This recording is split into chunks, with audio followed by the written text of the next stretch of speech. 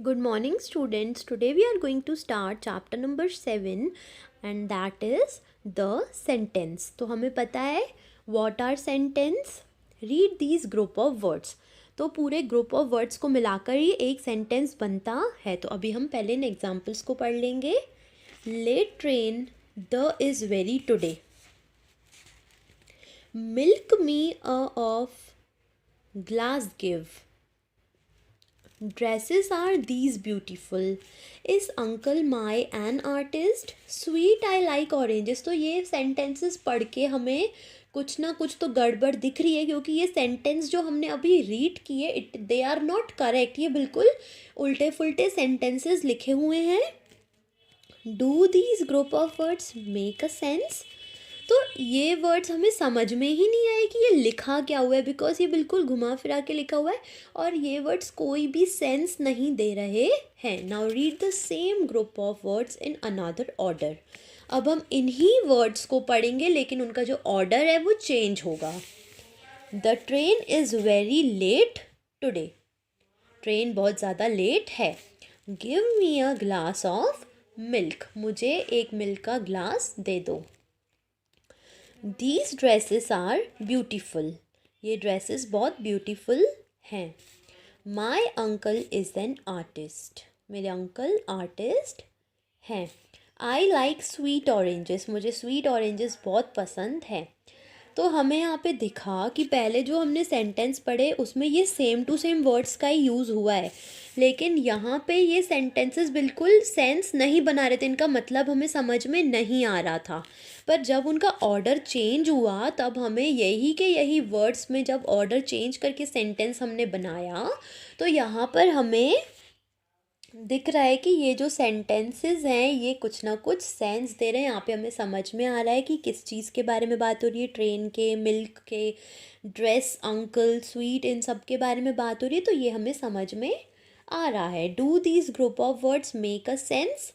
तो yes they make complete sense. तो ये वाले जो वर्ड्स हमने बाद में पढ़े हैं ये बिल्कुल कंप्लीट सेंस दे रहे हैं, हमें समझ में भी आ रहे हैं, because they are the sentences in a correct order. क्योंकि ये जो सेंटेंसेस है ये बिल्कुल करेक्ट ऑर्डर में लिखे हुए हैं और जो ऊपर सेंटेंसेस लिखे हैं उनका ऑर्डर जो है वो करेक्ट नहीं है.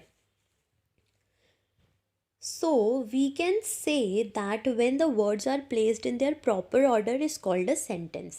तो यहाँ पे एक छोटी सी डेफिनेशन बता रहे हैं कि हम ऐसा भी बोल सकते हैं कि जो वर्ड्स हैं वो अगर अपनी प्रॉपर जगह पे हम उनको यूज़ करते हैं, प्रॉपर प्लेस पे हम उन वर्ड्स का यूज़ करते हैं, तभी हम एक सेंटेंस फॉर्म कर सकते हैं.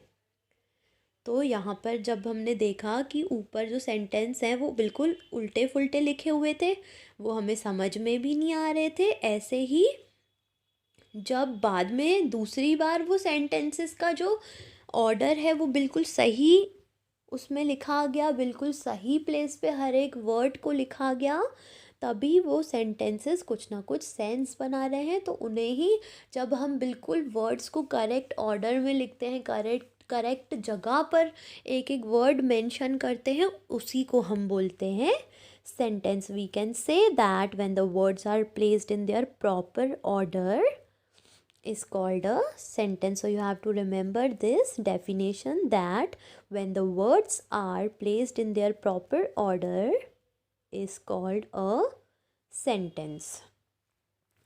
A group of words which make a complete sense. तो sentence की एक और definition होती है. ऐसे वर्ड्स का पूरा ग्रुप जो बिल्कुल कंप्लीट सेंस बनाते हैं इज कॉल्ड सेंटेंस. उनको हम बोलते हैं sentence. A sentence always contains. और जब भी हम कोई सेंटेंस लिखते हैं तो सेंटेंस में हमेशा वर्ब और अ डूइंग वर्ड. वर्ब आपको पता है क्या होता है? वर्ब होता है एक्शन, की क्या एक्शन हो रहा है ये सब उसमें होता ही है.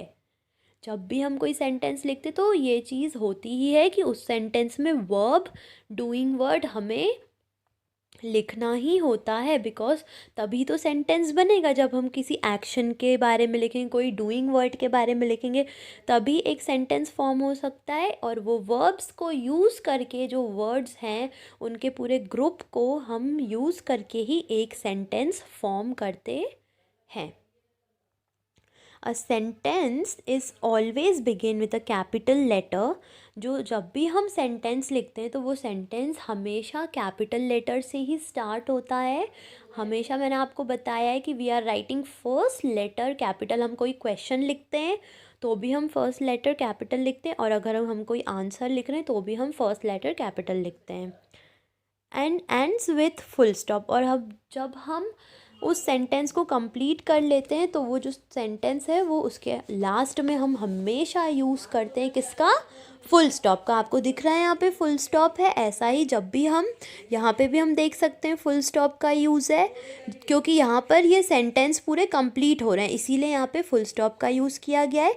और अ क्वेश्चन मार्क, जब हम कोई क्वेश्चन पूछते हैं तो हम क्वेश्चन मार्क लगाते हैं आखिरी में, और एन एक्सक्लेमेशन मार्क। और एक्सक्लेमेशन मार्क हम तब लगाते हैं जब हम कोई सिचुएशन जो बिल्कुल शॉक्ड हो और ऐसी बिल्कुल अननोन सिचुएशन हो जाती है उनको एक्सप्रेस करने के लिए एक्सक्लेमेशन मार्क लगाते हैं। So you have to remember all of these rules about this chapter. In the next video we will continue forward with our exercises.